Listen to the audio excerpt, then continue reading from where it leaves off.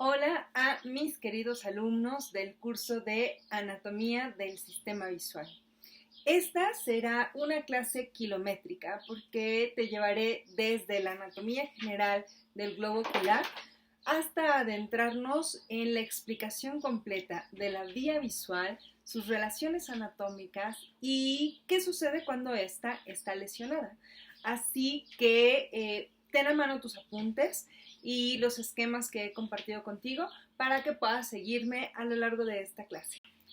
Anatómicamente, el ojo consta de 3 capas. La capa externa o túnica externa es una capa protectora, dura y fibrosa. La porción más grande es la esclera. Esta es opaca y se continúa posteriormente con la vaina externa del nervio óptico. La porción anterior más pequeña es la córnea. Es transparente y es responsable de hasta el 90% de la refracción de la luz. La capa media vascular, en ocasiones llamada úvea, está formada por la coroides, el cuerpo ciliar, en el que está suspendido el cristalino, y el iris. La coroides es la porción vascular de la parte posterior del ojo.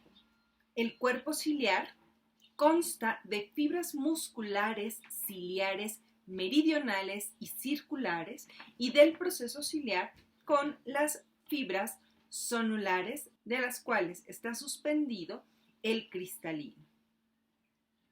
El iris es la porción anterior contráctil de la capa vascular y contiene el músculo dilatador de la pupila y también al músculo constrictor de la pupila.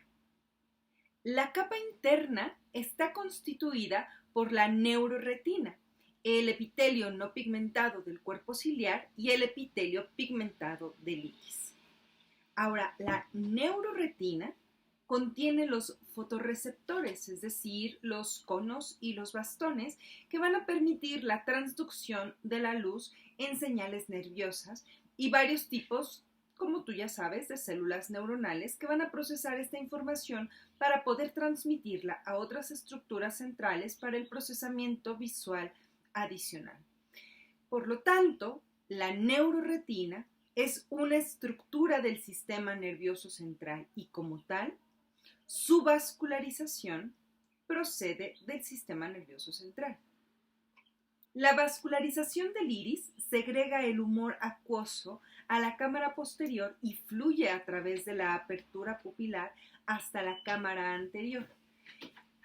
El humor acuoso se absorbe a través de los conductos de Schlemm, del ángulo iridio-corneal hasta el drenaje venoso del ojo. El humor vítreo gelatinoso llena el interior del globo ocular y proporciona soporte para la estructura esférica del ojo. Cuando la luz entra en el ojo, sufre una refracción que permite que las imágenes se enfoquen en la retina. La córnea aporta la mayor parte de la refracción de la luz entrante, pero pues como tú sabes es una estructura fija y esta pues no puede regularse.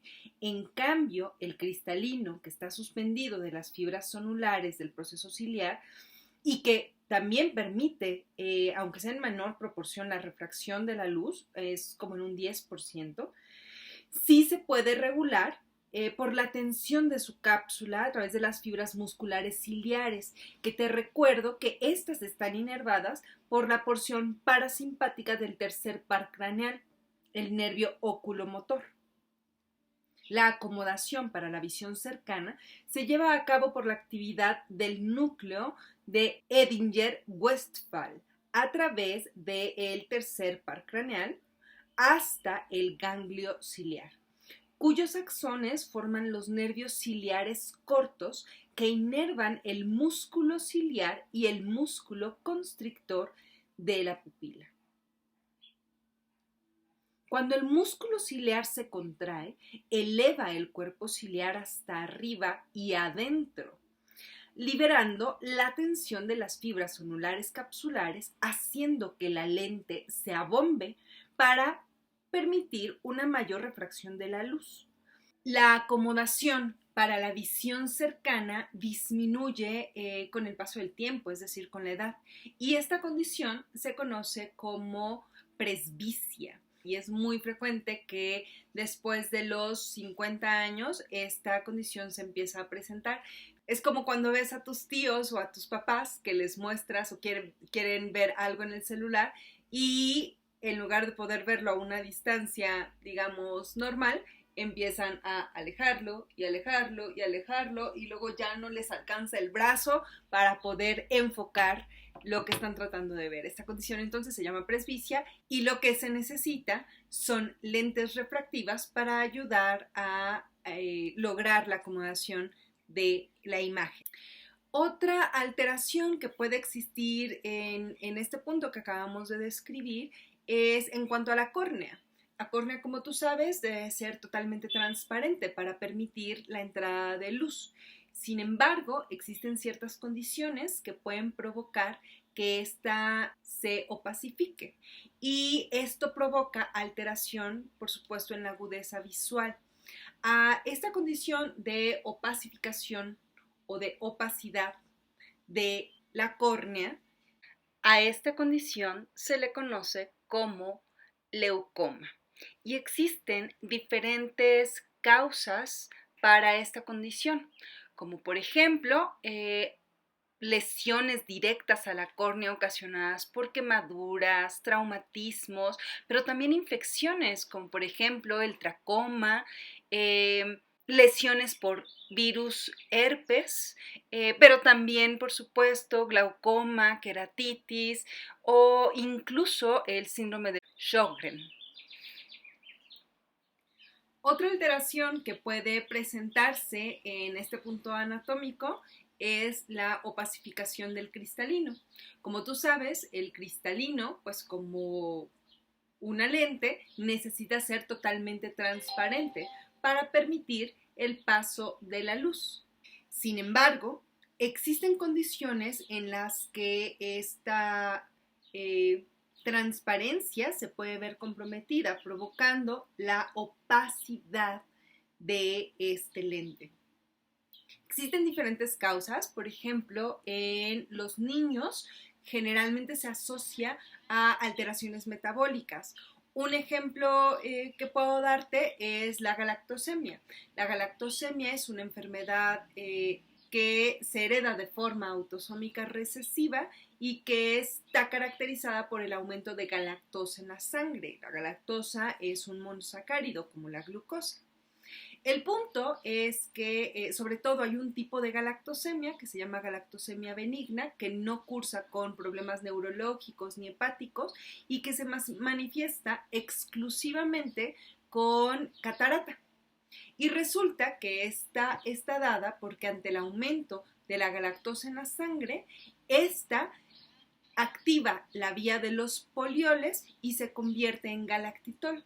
Y el galactitol precipita en el cristalino y esto provoca la opacificación de este cristalino. Otro ejemplo de catarata metabólica ahora en el adulto podría darse en el paciente diabético, en el que, por ejemplo, el aumento de glucosa en la sangre, exactamente igual, activa la vía de los polioles y esto provoca la formación de sorbitol.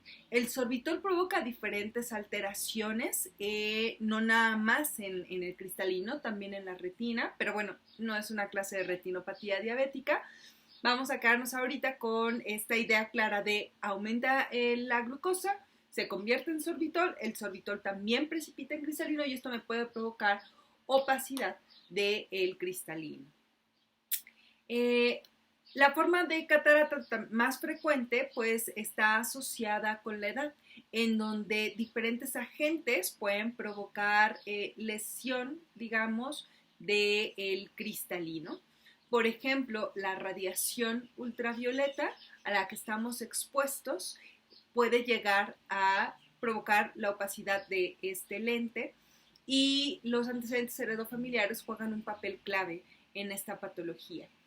La catarata es la principal causa de ceguera en el mundo, ceguera reversible, porque afortunadamente a través de un proceso llamado facoemulsificación, nosotros podemos remover el cristalino que ha sido pacificado y podemos sustituirlo por una lente intraocular y entonces si no está dañada la vía visual y el único problema era que esta lente estaba opaca, cambiando la lente se soluciona el problema. En este primer esquema, entonces es totalmente importante que puedas identificar cuál es la esclera, cuál es la coroides, dónde se encuentra la neuroretina, el cuerpo ciliar, las fibras zonulares, los conductos de Schlemm en el ángulo irido-corneal, por supuesto el iris, el cristalino. En la parte más externa encontramos a la córnea y poder identificar la cámara anterior y cámara posterior, así como el lugar que ocuparía, por supuesto, el humor vítreo. Importante en este punto es identificar una estructura denominada ora serrata, que es la porción más anterior y periférica de la retina, en la cual esta entra en contacto con el cuerpo ciliar.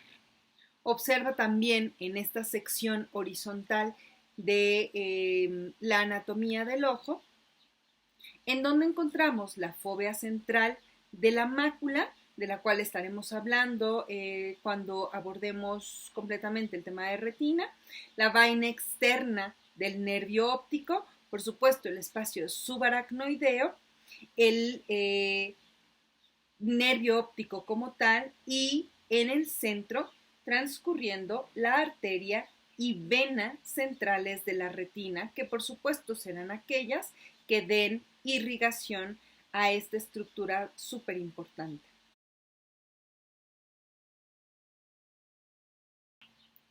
El sistema nervioso central puede regular la refracción de la luz a través del cristalino y de la apertura pupilar mediante el control parasimpático del nervio oculomotor, a través, por supuesto, del núcleo de Edinger-Westphal y sus conexiones axónicas preganglionares con el ganglio ciliar.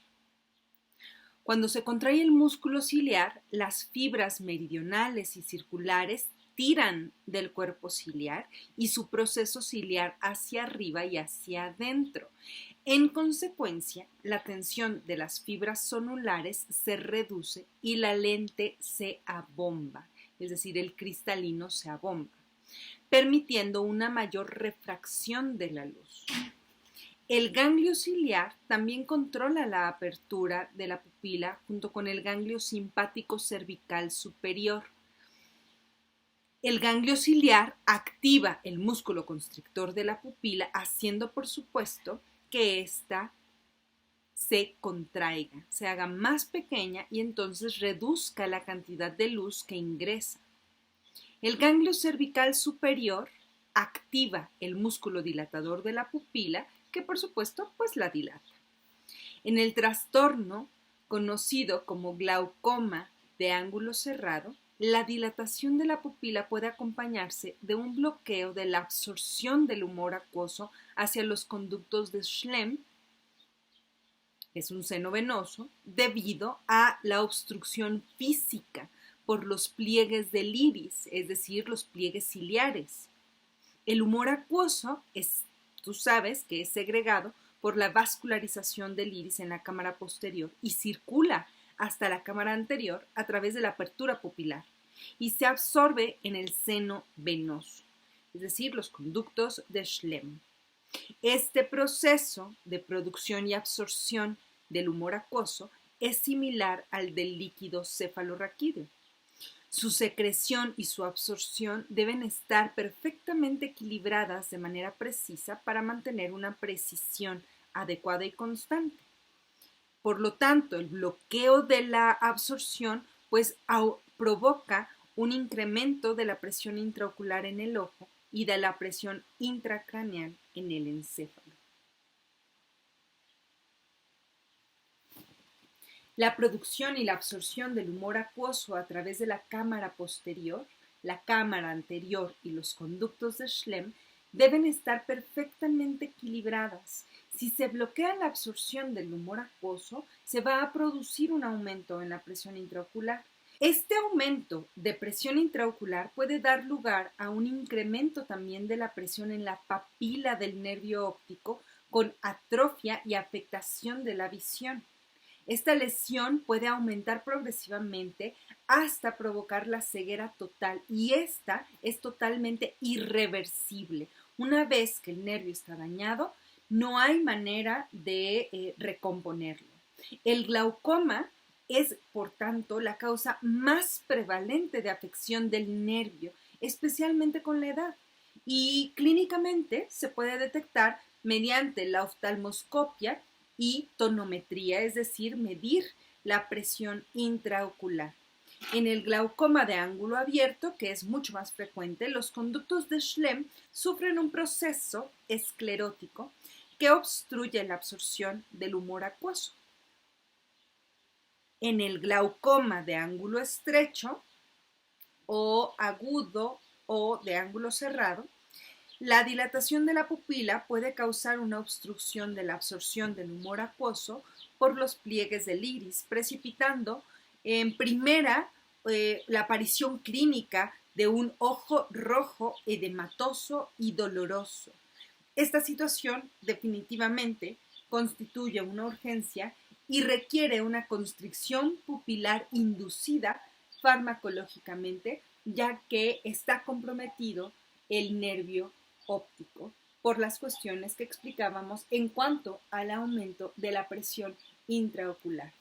Entonces, comprender las estructuras anatómicas en este punto nos va a permitir explicar la fisiopatología del glaucoma de ángulo abierto y ángulo cerrado y además poder entender las manifestaciones clínicas evidentes que nos permitan llegar a un diagnóstico oportuno y por tanto a un tratamiento adecuado. Muy bien, ahora vamos a revisar el esquema que nos propone Netter, en donde en la primera figura, por supuesto, siempre llamar tu atención a la identificación rápida del cristalino, la esclera, a la identificación de los conductos de Schlemm, que es un seno venoso. Podemos ver la cámara anterior, podemos ver los pliegues del iris, podemos ver el cristalino. Aquí tenemos el músculo constrictor de la pupila. Podemos identificar también al músculo dilatador de la pupila, a la cámara posterior. Podemos ver aquí las fibras zonulares, el proceso ciliar, las fibras circulares del músculo ciliar y las fibras meridionales del mismo músculo, además del cuerpo ciliar. Podemos observar además en el esquema del cristalino y sus estructuras de soporte la porción óptica de la retina. Podemos ver aquí también esquematizada la hora serrata de la que hablábamos hace unos minutos. Podemos observar también el proceso ciliar. Vemos aquí al iris, las fibras zonulares abriéndose en abanico e integrándose en la cápsula de la lente. Podemos identificar al cristalino. Cuando hablo de la lente siempre pues me estoy refiriendo al cristalino. Y vemos aquí a las fibras zonulares. Demos entonces paso ahora a la descripción de la retina. Y bueno, ya aprendiste tú en cursos anteriores, en histología, por ejemplo, sobre las capas de la retina y cómo está constituida.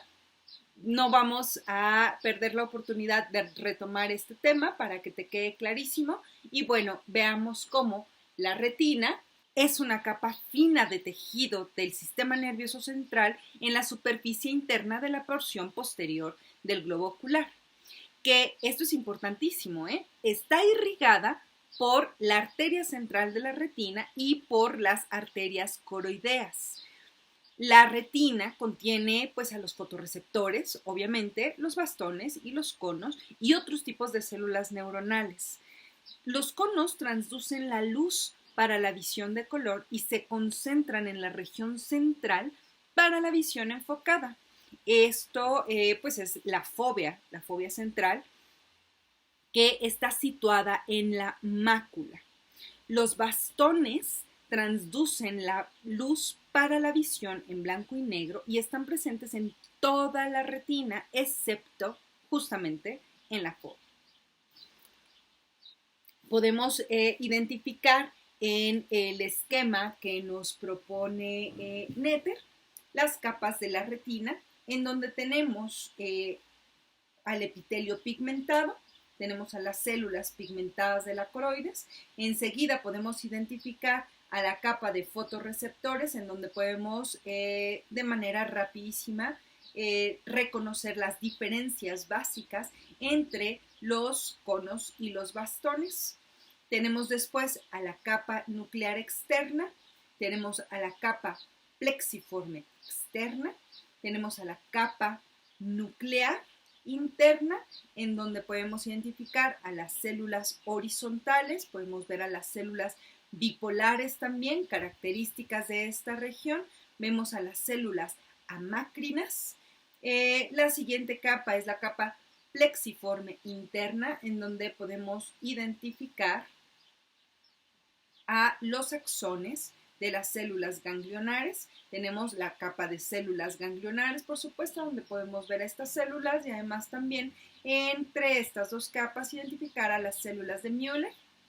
Y tenemos finalmente a la capa de fibras nerviosas, en donde podemos observar a los axones de las células ganglionares que están viajando en la capa del nervio óptico. Entonces podemos identificar aquí la sección a través de la retina con sus diferentes capas, conexiones y las células que las están conformando.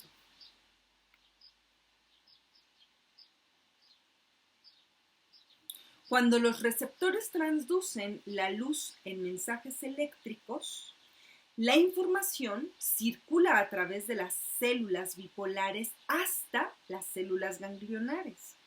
Estas últimas, es decir, las células ganglionares, dan lugar a axones que viajan en el nervio óptico y entran en las porciones más profundas del sistema nervioso central, conformando a la vía visual que irá dirigida hasta el lóbulo occipital.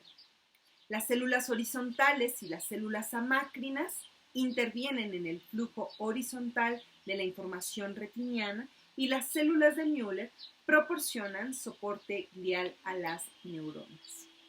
Para la visión del color en la fovea central, que como ya sabes es la región que solo contiene conos, existe una asociación estrecha de 1 a 1 entre los conos y las células bipolares, es decir, por cada cono hay una célula bipolar.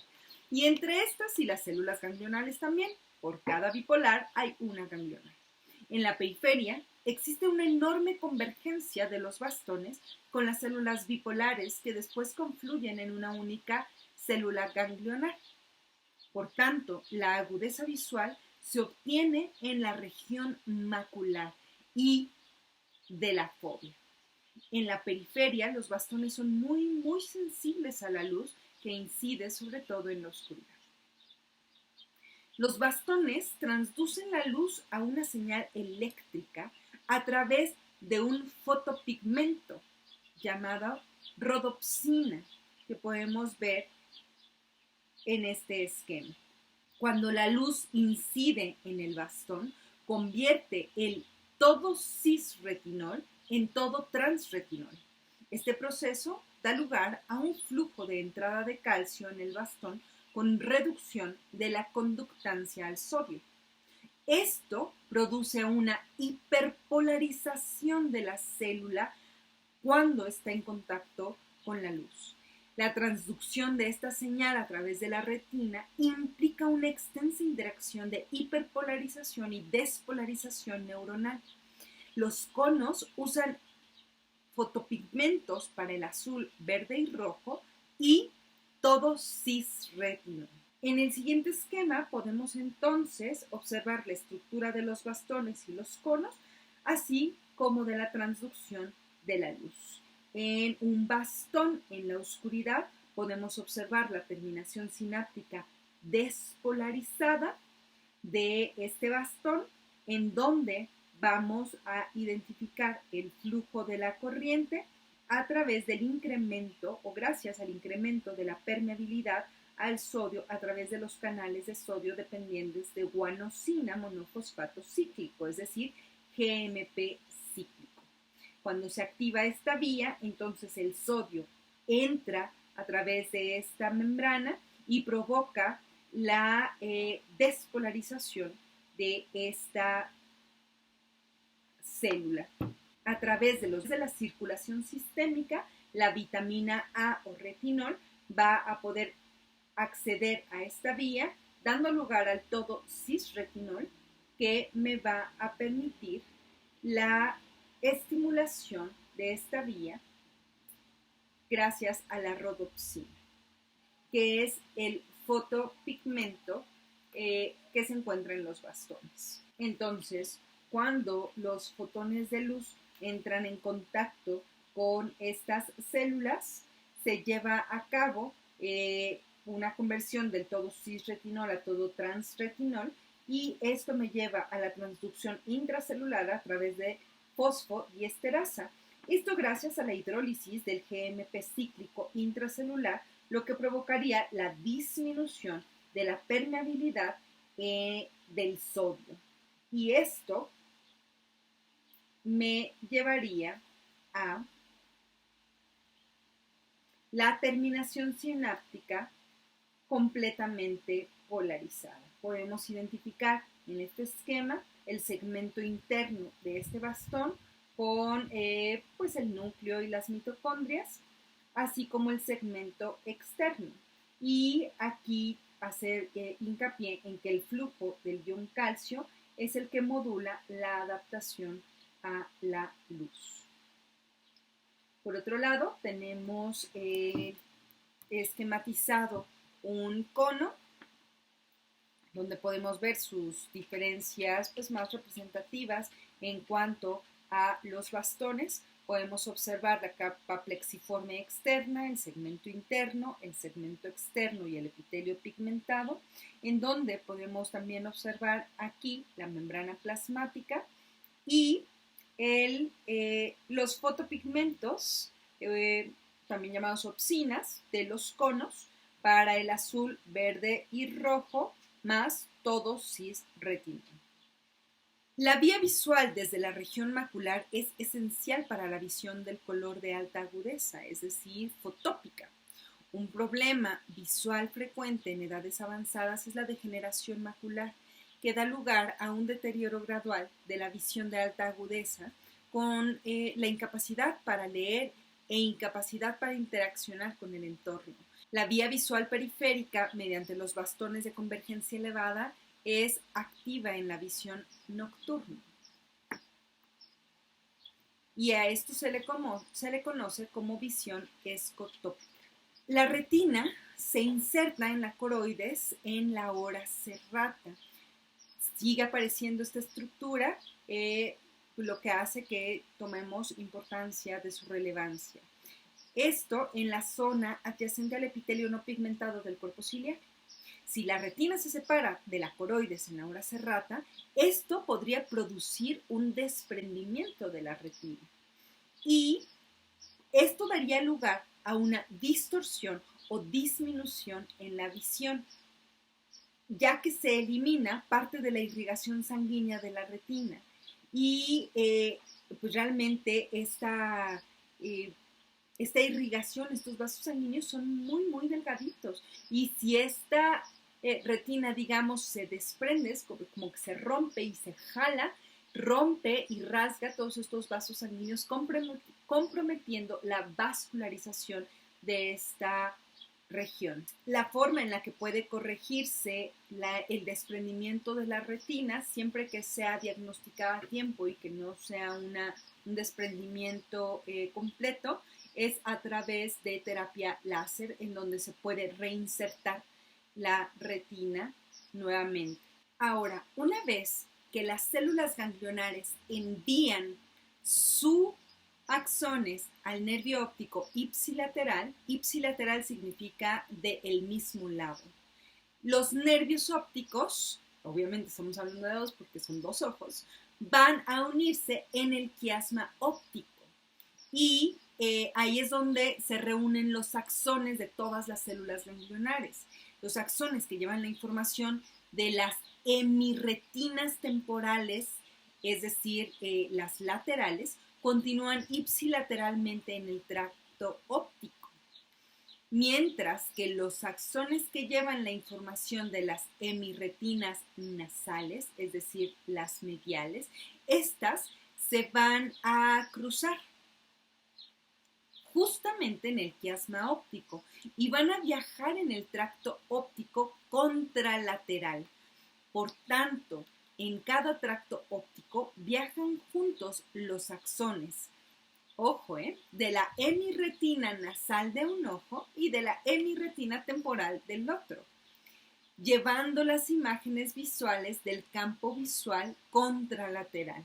En el quiasma óptico, los axones de las células ganglionares nasales inferiores se cruzan en la porción anterior y los axones de las células ganglionares nasales superiores se cruzan en la porción posterior. Los axones de las células ganglionares terminan en muchas estructuras encefálicas, pero para la interpretación esencial de las imágenes visuales van a terminar en el núcleo geniculado lateral o cuerpo geniculado lateral. El núcleo geniculado lateral envía sus axones a las radiaciones ópticas que circulan posteriormente a través de la sustancia blanca temporal y occipital y terminan, obviamente, en la corteza visual primaria o córtex visual primario. Esto en los labios del surco calcarino, del lóbulo occipital. En este esquema podemos identificar las hemirretinas temporales, las hemirretinas nasales, puedes encontrarlas también como laterales o mediales, el nervio óptico, por supuesto, en este punto que es justamente donde se cruzan, esto se llama quiasma óptico, el tracto óptico, núcleo o cuerpo geniculado lateral, que es en donde hacen relevo estas neuronas, las radiaciones ópticas que van dirigidas hacia el córtex primario y los axones de las células ganglionares nasales inferiores cruzándose en la porción anterior del quiasma. En este esquema puedes ver como, por ejemplo, del ojo izquierdo y el ojo derecho, podemos perfectamente por cuadrantes identificar no nada más pues los superiores e inferiores, sino también poder diferenciar entre los nasales y temporales. Y entonces así poder dar seguimiento a las fibras de la retina que estarán viajando no nada más de manera ipsi o contralateral, dependiendo de si provienen de la hemirretina temporal o nasal respectivamente, sino también si provienen de las fibras superiores o inferiores para saber en qué punto se llevará a cabo el entrecruzamiento. Y esto resulta importante porque dependiendo de en dónde se cruzan estas fibras, nosotros podemos identificar anatómicamente lesiones solamente sabiendo qué alteraciones en el campo visual se ven afectados. Entonces, más adelante, cuando sigamos explicando la vía visual, vamos a poder comprender cómo si el quiasma óptico está lesionado, me va a dar alteraciones en el campo visual muy específicas porque ahora sabemos exactamente en qué puntos se están cruzando y entonces qué parte del campo visual está comprometido dependiendo del sitio de la lesión. Los axones de las células ganglionares atraviesan tanto el nervio óptico como el quiasma, por supuesto, y se continúan hacia el tracto óptico. Como te decía, si se lesiona entonces el nervio óptico por, digamos, no sé, una lesión desmielinizante, esto podría verse en la esclerosis múltiple. A esta condición se le llama neuritis óptica. Se pueden afectar todos los axones de las células ganglionares de la retina ipsilateral, dando lugar a una ceguera ipsilateral. Si se lesiona el quiasma óptico, como por ejemplo en un adenoma hipoficiario, y esto tiene importancia porque el quiasma óptico anatómicamente se relaciona con la hipófisis, y si tuviéramos un crecimiento de esta hipófisis debido a un adenoma, este crecimiento podría presionar el quiasma óptico y darme una manifestación clínica oftalmológica. El tumor englobaría las fibras cruzadas, justamente empezando con una afección de las fibras nasales, primero las inferiores cruzadas, porque aquí serían las primeras que encontraría por relación anatómica, dando lugar a una, ojo, cuadrantonopsia bitemporal superior. Mira qué maravilla. Si continúa avanzando esta lesión, como te decía, si siguiera creciendo este tumor, podrían lesionarse todas las fibras cruzadas del quiasma, produciendo entonces una hemianopsia bitemporal completa. Si se lesiona el tracto óptico, entonces lo que se afectarían son los axones de la hemirretina temporal ipsilateral y de la hemirretina nasal contralateral, dando lugar a algo llamado hemianopsia contralateral. La comprensión entonces de cómo viaja cada una de las fibras de la retina nos va a permitir identificar sitios anatómicos de lesión y entonces poder actuar a tiempo para poder diagnosticar y tratar a nuestros pacientes.